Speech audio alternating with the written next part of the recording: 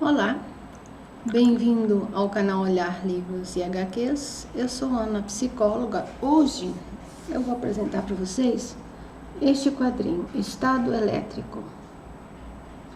É do Simon Stanislav, da Quadrinhos na CIA. Bom, esse quadrinho aqui ele foi adaptado recentemente na versão de filme na plataforma Netflix, tá? O filme, no meu entendimento, ele tirou todo o peso dramático do filme, porque ele se tornou apenas um entretenimento, uma grande aventura. É como se ele, para mim, tá? É como se ele apagasse a importância e a relevância que podemos fazer ao ler essa história num futuro tão sombrio e desolador. Na verdade, eu acredito que eles se inspiraram, porque o que tem do quadrinho é apenas o cenário. Depois eu vou mostrar para vocês. E aquela coisa assim do pós-guerra, né, dos drones. A menina, o robô e o irmão.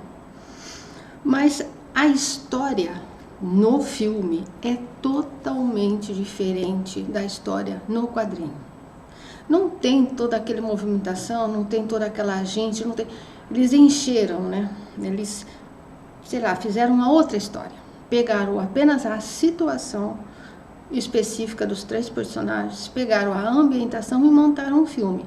Porque no quadrinho é a menina, o robô e o irmão, só eles três. É uma trajetória que ela faz. Até eles colocam um mapa aqui, tá? Para quem gosta de mapa, né? Eles mostram da onde que ela está partindo e para onde ela vai, tá? Ela vai em direção ao Pacífico. Então ela vai ter que percorrer toda essa trajetória aqui, porque ela está procurando um melhor lugar e é pelo Pacífico. Então o objetivo dela é ela e o irmão chegarem nesse lugar. Mas são só eles três, o robô. Ela, o irmão e o robô. Não tem toda aquela parafernália, não tem toda aquela aventura, não tem toda aquela ação. O quadrinho, ele é muito mais introspectivo. Ele tem muito mais conteúdo para se pensar o que nós humanos podemos fazer conosco diante da falta de perspicácia daquilo, até onde a gente pode ir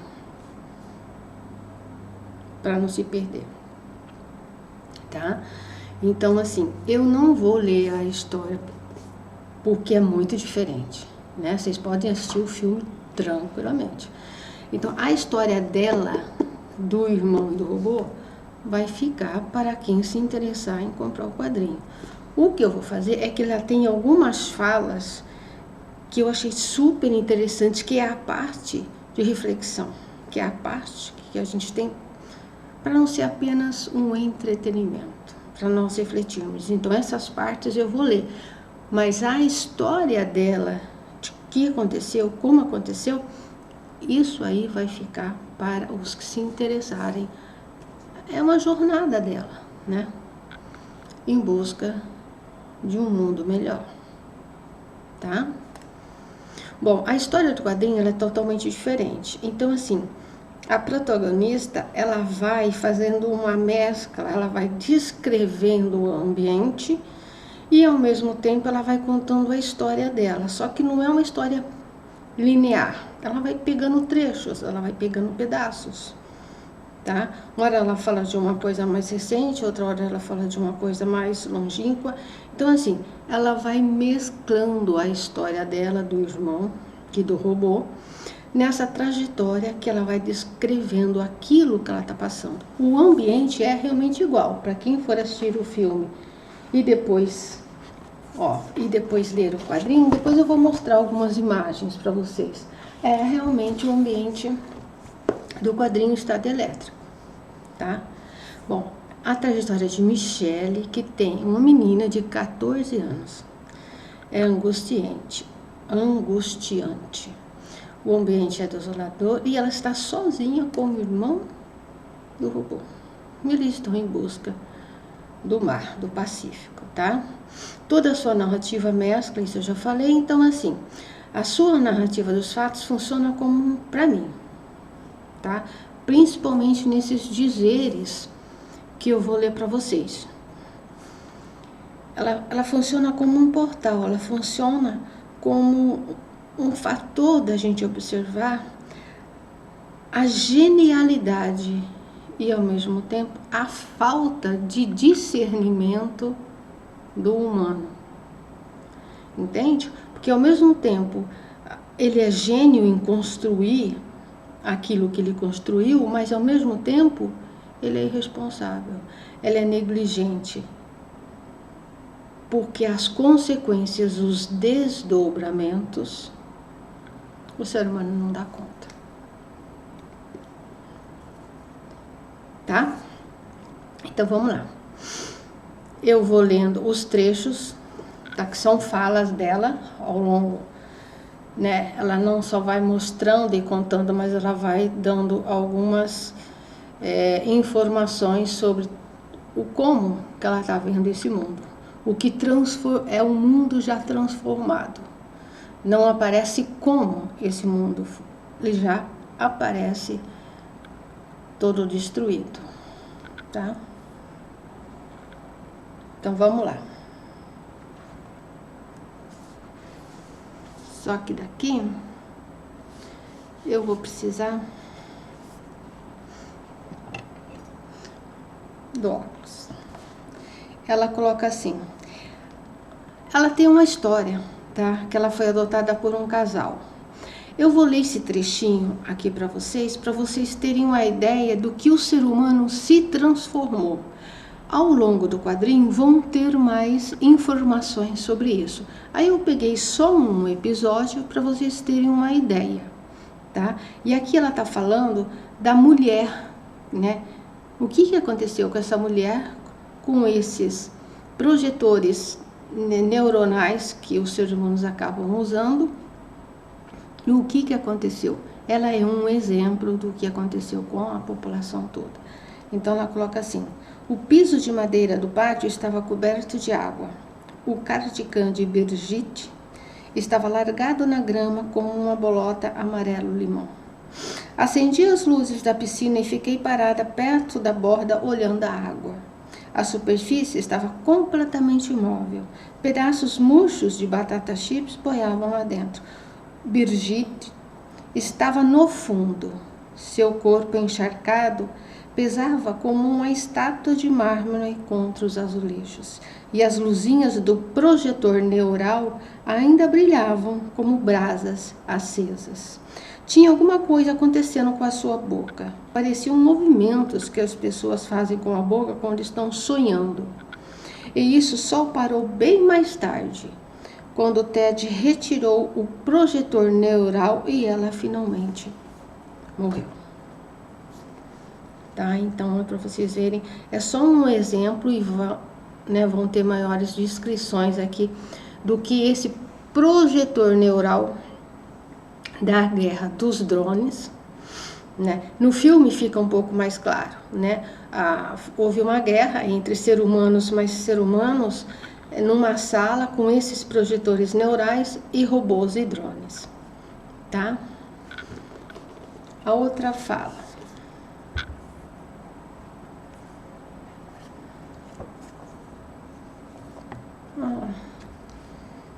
Eu tirei aqui o papelzinho, mas tudo bem. Aqui. Depois eu mostro a imagem para vocês, tá? E ela tá colocando assim. Você sabe como o cérebro funciona? Faz ideia do que sabemos a respeito de como o cérebro e a consciência funcionam? Estou falando de nós humanos. E não me refiro a maluquices esotéricas, me refiro à soma do conhecimento compilado por cientistas disciplinados ao longo de 300 anos de experimentos árduos e seleção crítica de teorias. Estou falando do que se pode descobrir ao fuçar para valer na cabeça das pessoas. estudando o comportamento humano e realizando experimentos para descobrir a verdade. Separando tudo isso das baboseiras sobre o cérebro e a consciência que não tem nenhum embasamento na realidade. Estou falando da compreensão a respeito do cérebro que resultou em coisas como a guerra neurônica, a rede neurográfica e os centro-estímulos. O quanto você realmente sabe sobre isso? Suponho que você ainda tem a típica visão do século XX a respeito disso tudo. O self está situado de alguma forma no cérebro, como um pequeno piloto dentro de uma cabine de comando atrás dos seus olhos. Você acredita que é uma mistura de memórias, emoções e coisas que te fazem chorar, e que tudo isso está de alguma forma dentro do seu cérebro. Porque seria estranho se estivesse dentro do seu coração, que você aprendeu que é um músculo. Mas, ao mesmo tempo, você tem dificuldade de aceitar que tudo aquilo que você é, todos os seus pensamentos, experiências, conhecimentos, gostos e opiniões, precisa existir dentro do seu crânio.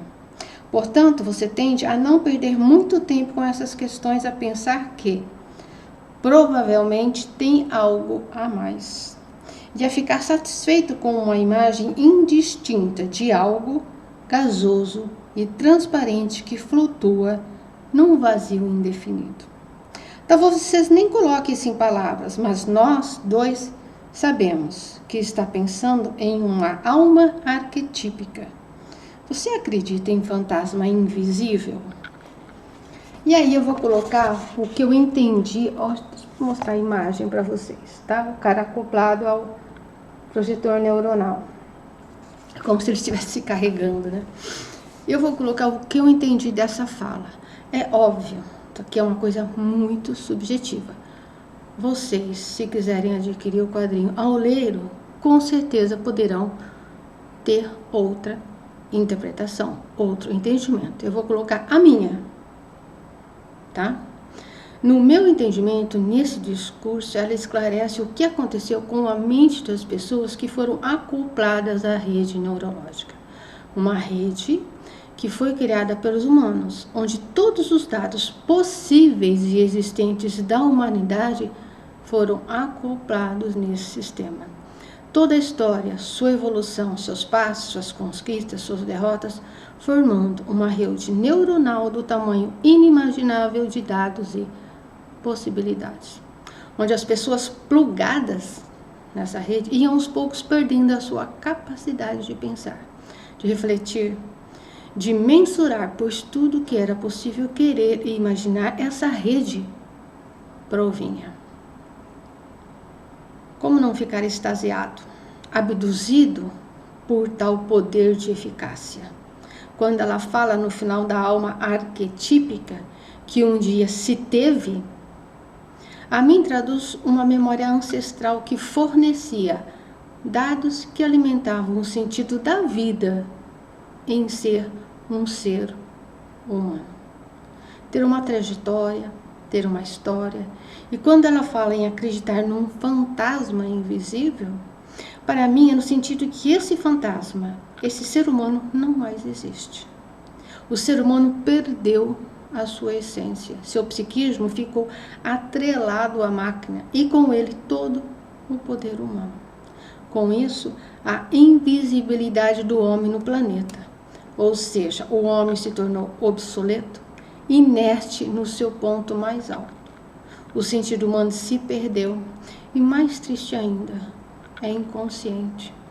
Ou seja, a consciência ela está ligada à máquina e fora dela não existe mais nada. Ok? Vamos lá para um outro dizer dela. Depois eu mostro um pouco mais as imagens para vocês, tá? Aqui ela coloca assim: quando tudo isso começou? Nem consigo lembrar. Começou como qualquer outra atividade recreativa, acho, como a TV. Às vezes eles assistiam à TV, eles é o casal que adotou ela, tá? Às vezes ficavam lá sentados usando os seus projetores neurais.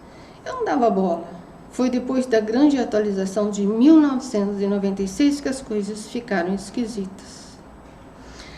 Depois daquela atualização, eles praticamente pararam de ver TV. A casa ficou mais silenciosa. Lembra que às vezes, quando a Amanda e eu voltávamos do colégio, a Amanda é uma amiga dela, tá? Ted e Birgit ainda estavam no sofá da sala usando seus projetores neurais. Ficavam completamente vidrados.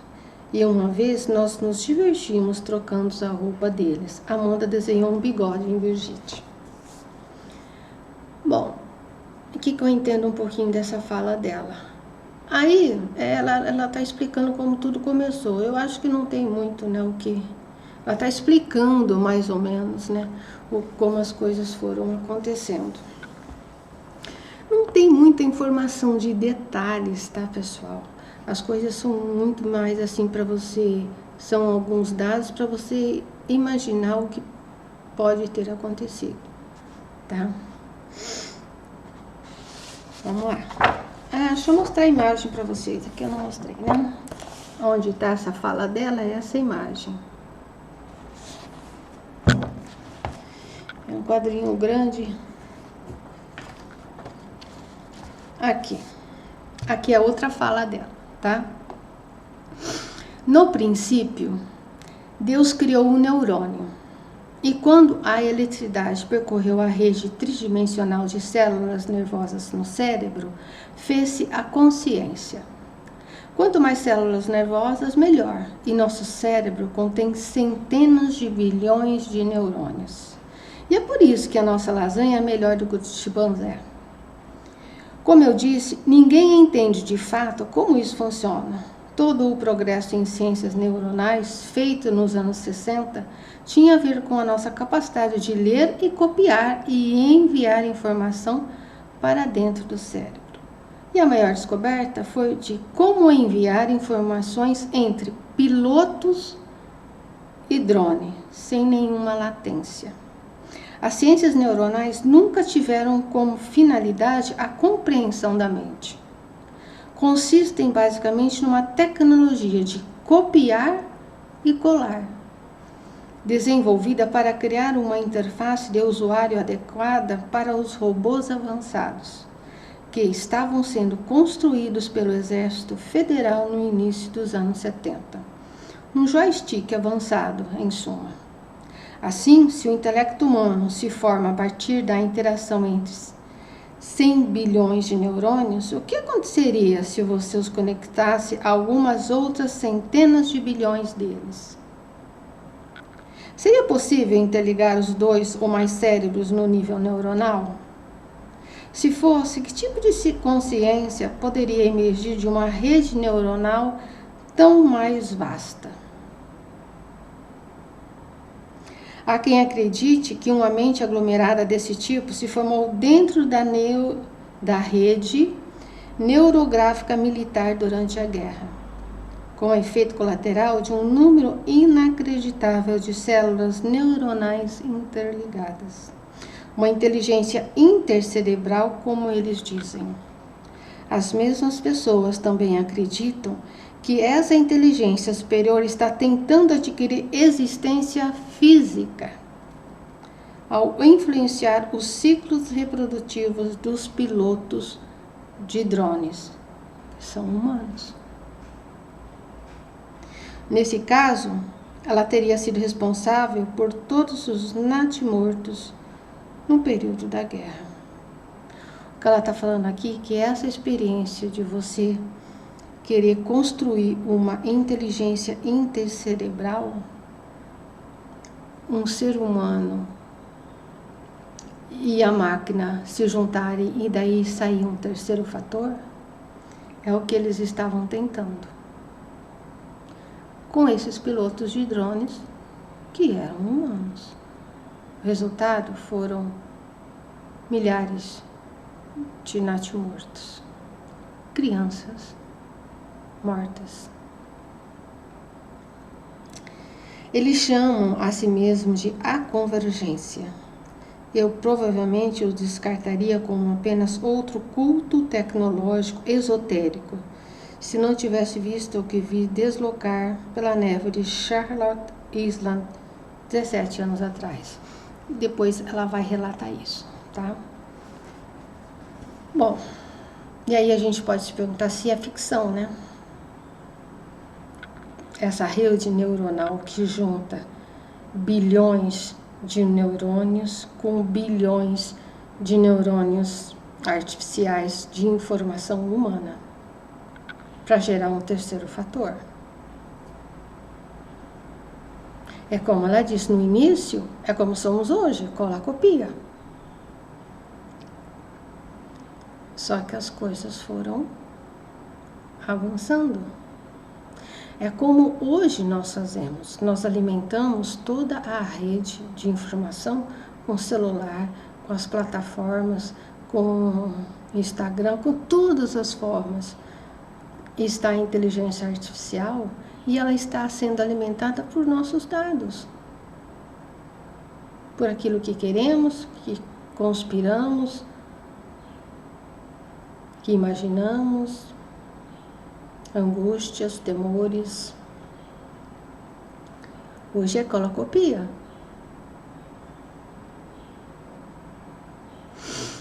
Todas essas informações, elas já estão na rede. Toda vez que você acessa o computador, que você acessa o celular, tudo que você coloca fica armazenado. Sejam elas experiências do dia a dia, sejam elas fruto da nossa existência e ação no mundo, o que todos esses dados podem criar. Bilhões e bilhões e bilhões de dados, de informação. É o que a rede neural da Centre, que é a empresa, criou. Ela juntou todas essas informações, esses bilhões de neurônios obtidos ao longo dos tempos correspondente ao percurso da evolução emocional, da consciência e tecnologia, com os bilhões de neurônios, nós, uma somatória da inteligência artificial que já tinha, com as nossas que continuam nos alimentando. O que é assustador, que está na possibilidade dessa criação não ser tão... Veja bem, quanto mais nós colocamos informações na máquina, entre aspas, mais ela se torna humana. Porque ela por si só ela não tem informação nenhuma. As informações que ela tem, os dados que ela tem, são humanos.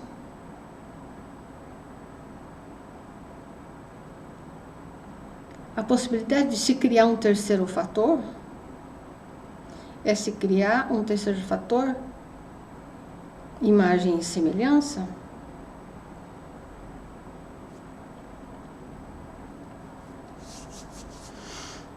em termos da ficção.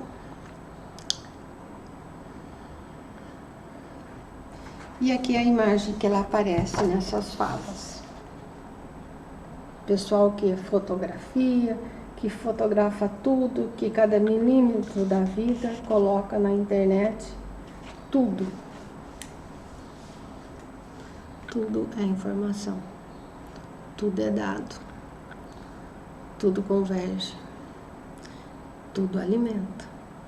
Nós alimentamos. Bom, vamos lá.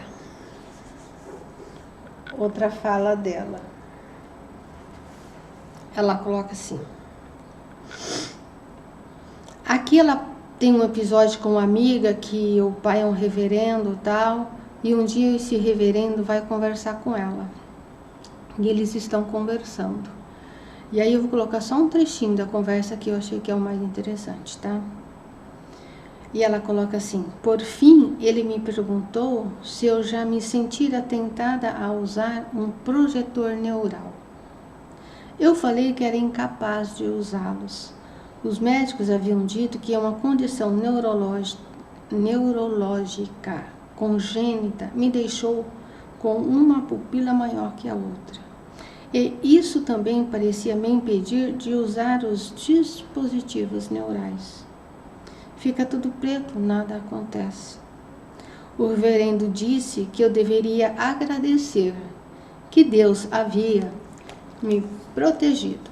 Então a gente já entende aqui o porquê que ela não está na condição que os outros seres humanos, porque na verdade a condição neurológica dela não permite que ela use o projetor. O projetor não acontece nada, não se liga à mente dela, tá? Se a gente for fazer um paralelo bem assim, né, com hoje, tá? Nós já nos intocamos, criamos através da internet um mundo particular, onde fazemos manipulando e mostrando o que queremos, estamos intocados, onde contatuar virtualmente é mais seguro, é mais vantajoso, é mais alienante, pois na realidade lidamos com o que queremos, com o que sonhamos e fantasiamos, mas não lidamos com a nossa versão original, se é que temos a noção de quem realmente somos. Deixa eu ver uma coisa aqui.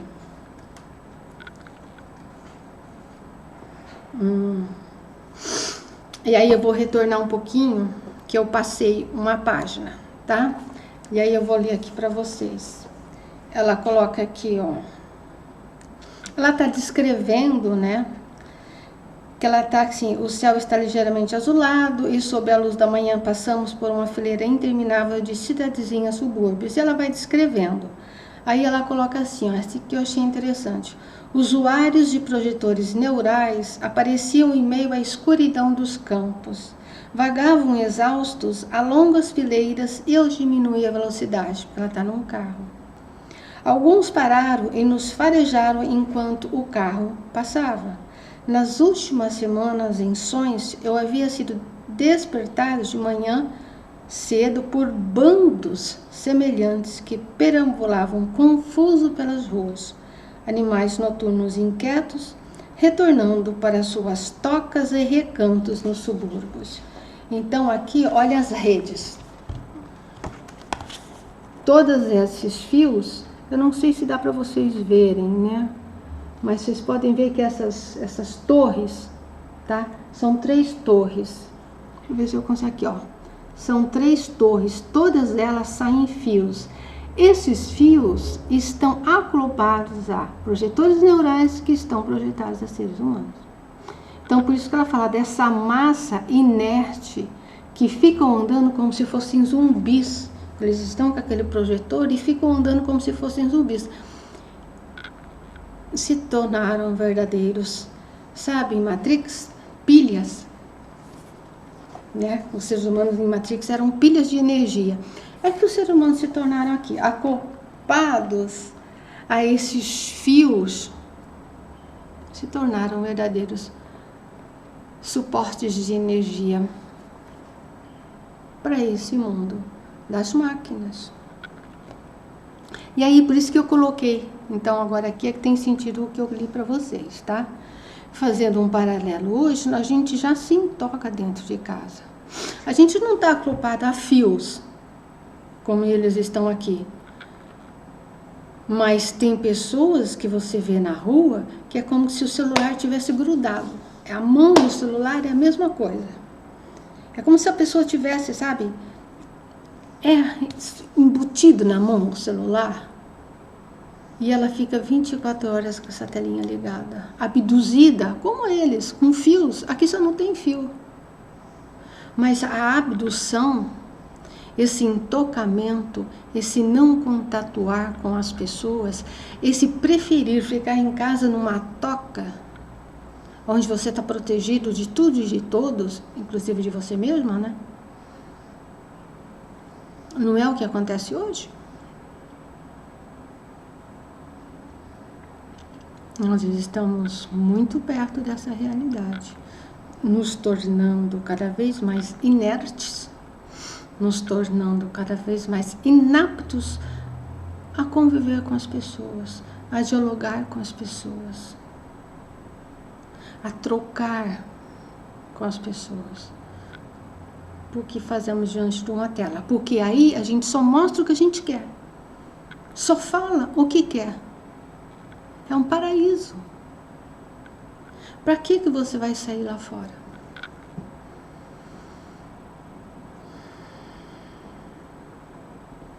E aí, a grande questão do psiquismo é que você, todos os dias, você não lida com o seu original. Você está perdendo quem você realmente é. Porque se você fica 24 horas na tela, seja no computador, seja no celular, você fica 24 horas passando uma versão daquilo que você gostaria de ser, mas não daquilo que você é, você está lidando com quem? Você está lidando com uma imagem que não existe, só existe aqui dentro. Mas o seu eu original, o seu eu humano,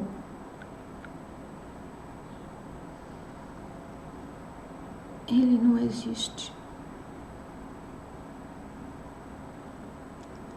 Ele está cada vez mais, em vez da consciência expandir, ela está diminuindo.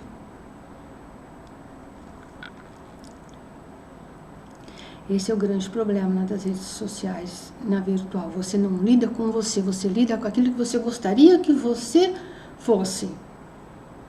E isso destrói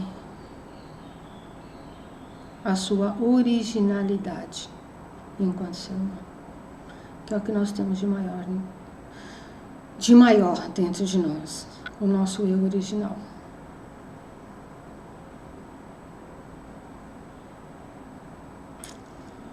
E é isso, né? Vamos ver mais um pouquinho aqui. Ah, tá. E aqui eu pulei, como eu pulei uma página, aqui é o que ela fala da questão do por que ela não foi abduzida, né? Então, assim, aqui sim, né? Este mundo se equipara à realidade psíquica, onde por natureza o psiquismo, o nosso psiquismo, tá? Naturalmente, ele busca a inércia, ele busca o equilíbrio, a harmonização. Isso quer dizer nivelamento. Isso quer dizer acomodação. Isso quer dizer viver na caixinha, no seguro, no confortável.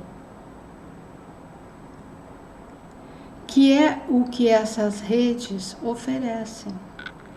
Você não passa pela frustração de conversar com o outro, de dialogar com o outro. Você não passa por aquele movimento de você respira fundo, pensa 3 vezes antes de dar uma resposta atravessada. Porque é assim que a gente se desenvolve enquanto ser humano. É no contraponto, é em você estar sabendo lidar com aquilo que você é e aquilo que o outro é, sem conflitar, sem matar, sem querer agredir. Viver no mundo virtual retira isso. Tá certo que muitas pessoas lavam, né? Mas isso aí não significa nada. Isso só torna a pessoa mais, entre aspas, imbecil. Porque ela até perde a capacidade dela de ouvir o outro, de entender o outro. Ela não precisa aceitar, mas ela precisa compreender que é a ideia do outro. E a internet está cheia disso, as pessoas falando o que elas acham certo, que a outra é errada, e dando a maior treta. Isso não leva a desenvolvimento humano nenhum. Isso só nos torna mais animais e mais instintivos ainda. Porque não tem o fio, não tem o feeling da educação. De você ter que passar pelo não, de você ter que passar pela frustração, pelo medo, pela ansiedade, pela angústia. Todos esses fatores nos tornam ser humanos. Se você está numa caixinha, longe de tudo e de todos, qual que é a aprendizagem? O psiquismo fica inerte, ele fica vazio, não tem conteúdo. A pessoa só vai definhando.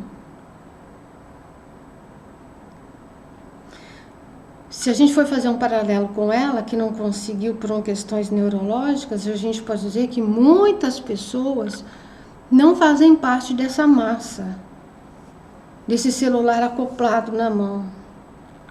Usam de uma forma natural, informativa, ou pelo trabalho, ou pelo entretenimento, ou seja pelo que for, mas a pessoa tem vida lá fora.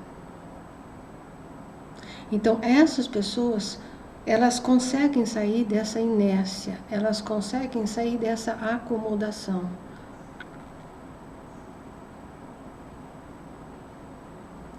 É óbvio, graças, né? Nem tudo está perdido. Muitas pessoas não fazem parte dessa massa virtual, mas muitas fazem.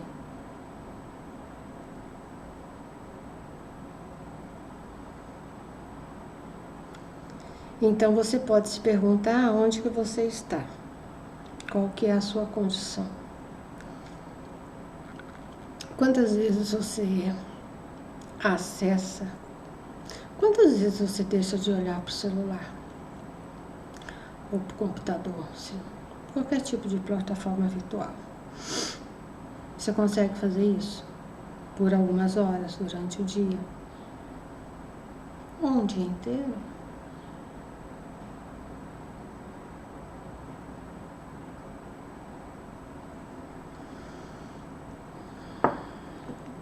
E é isso.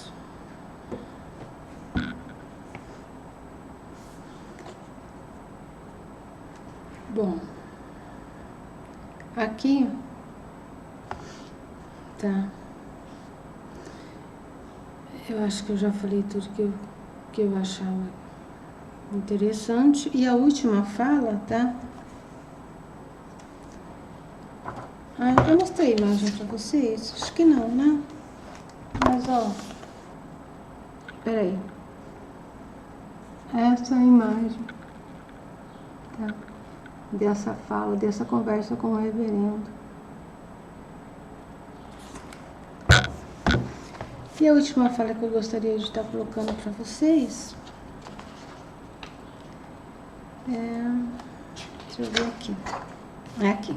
Aqui ela vai falar, lembra da convergência que eles estavam tentando com os pilotos humanos, né, com o projetor neural, eles estavam tentando fazer, até mudar a fisiologia do organismo desses pilotos para que eles gerassem um terceiro fator. E aqui ela vai colocar o que ela viu num centro desses experimentos. E ela coloca assim: ainda sonho com aquilo. Foi no último inverno da guerra. Estávamos encarregados de consertar os equipamentos na base aérea de Sharon Island, em Hudson Bay. Aparentemente, eles haviam perdido contato com a base, e como era inverno, todos simplesmente presumiram que eles tiveram um problema com o clima. Não sei como descrever. Era como se eles tivessem sido transformados em cupins ou algo assim. Me refiro às coisas que construíram. Não havia nada de humano nelas, se é que entende. Nenhum intelecto humano poderia tê-las criado ou feito com que se movimentassem daquela maneira. E o fedor? E o pior, na cafeteria. Todas as mesas e cadeiras estavam empilhadas contra a parede, e no meio do salão havia vários containers onde eles tinham sido despejados. Os bebês, os natimortos. Como eu disse, ainda sonho com aquilo. Algo se moveu na neve lá fora, bem distante na paisagem branca. Elevou-se na superfície com um movimento impossível de compreender. Queimamos tudo. Nenhuma dos 150 pessoas situadas na base sobreviveu por mais de poucas horas depois que retiramos os seus projetores neurais. Portanto, quando a convergência fala da sua divindade intercerebral e de como ela tornou a assumir uma forma física durante a guerra, não posso dizer que estão completamente equivocados. O que eu vi em Sharon Island não é o que eu descreveria como divino, mas definitivamente não era humano. A convergência acredita que esse superintelecto conseguiu de fato criar pelo menos uma gravidez bem-sucedida durante a guerra. E que essa criança carrega um genoma não humano, perfeito, e que é dever da convergência garantir que ele se reproduza e se espalhe. Talvez seja loucura no fim das contas, mas não importa. Suas convicções acerca disso tudo são irrelevantes. As únicas coisas com que você deve se preocupar é que a convergência tem toneladas de dinheiro e que o menino é valioso para eles. Essa pode ser a nossa última chance. E se algo nisso te incomoda, lembre-se de que o chão começou a se mover sob os nossos pés. Lembre-se de que as ruas podem se tornar intransitáveis e em breve que qualquer chance que chegou a estar ao nosso alcance deixará de existir. Não é? E aí eu deixo para vocês essa reflexão. Ficção, no caso, conseguiram gerar um terceiro fator. Um genoma artificial, um genoma dessas experiências que eles fizeram com os seres humanos, entre o ser humano e a inteligência artificial. O que será essa criança? Como será essa criança? Um híbrido, né? Que a gente poderia se dizer assim, humano e máquina. Fica para vocês aí pensarem e tirarem as próprias conclusões de vocês, tá? E aí então agora eu vou mostrar algumas imagens, que eu mostrei pouca, né? Vou mostrar algumas imagens para vocês.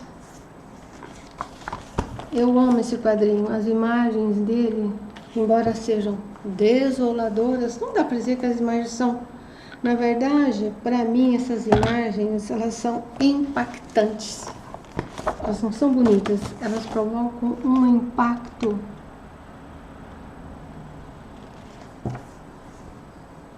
não muito bom, né?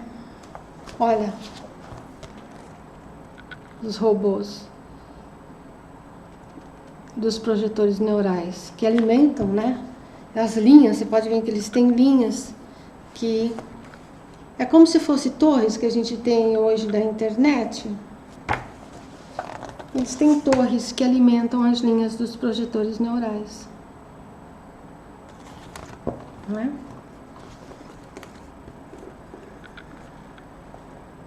Deixa eu ver mais alguma imagem. Aqui, ó. Não, essa não.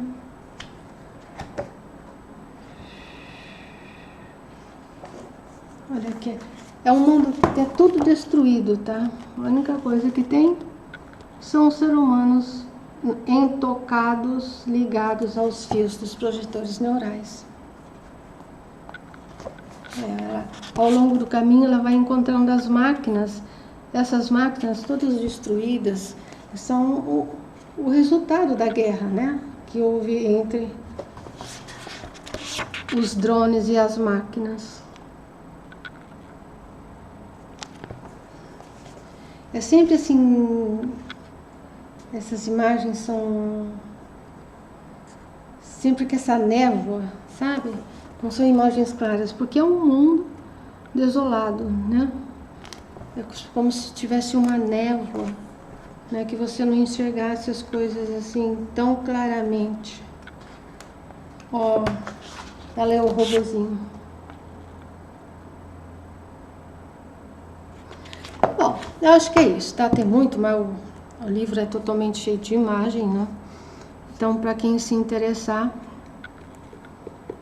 eu acho um dos melhores livros que eu já li de ficção científica em relação ao humano e à máquina. E para a gente pensar muito sobre o que estamos construindo, tá? Tem esse também, mas eu já fiz resenha dele há um tempo já, acho que o ano passado, que nem todo é robô. Já tem, tá? Quem quiser procurar aí, é só colocar nem todo, olhar livros HQs, nem todo robô. Esse aqui, ele também fala sobre seres humanos e as máquinas, né? Mas aqui é uma pegada diferente, totalmente diferente. Aqui tá? Também já é um mundo já constituído de bolhas, né? Os seres humanos vivem em bolhas totalmente liderados por máquinas. Aqui realmente é uma forma diferente, tá? Aqui são zumbis, aqui são seres humanos como se fossem bichinhos de estimação. Porque os seres humanos não fazem absolutamente mais nada. Tudo é feito pelo robô. O ser humano faz o quê?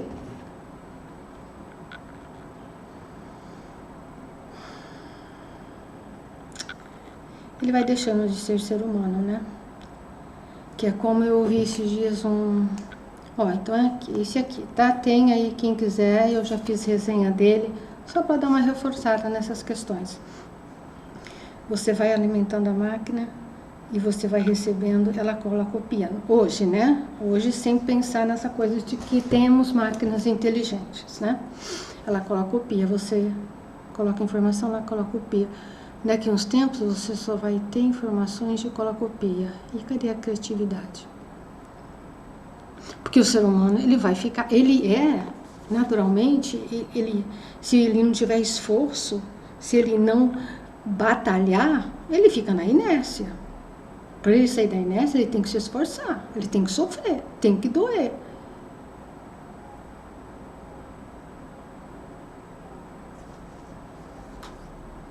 Né? E é isso, acho que tem bastante coisa aí para vocês pensarem. Fantástico esse quadrinho, o outro também, mas se fosse para escolher eu prefiro esse. Eu acho que esse é mais impactante. A desolação que mostra, aquela coisa solitária de que você está sozinha no mundo, eu acho mais impactante esse aqui. Ok? Então, espero que gere interesse de alguma forma em vocês, que gere alguma reflexão. Se inscrevam, comentem, compartilhem. A gente se vê num próximo olhar.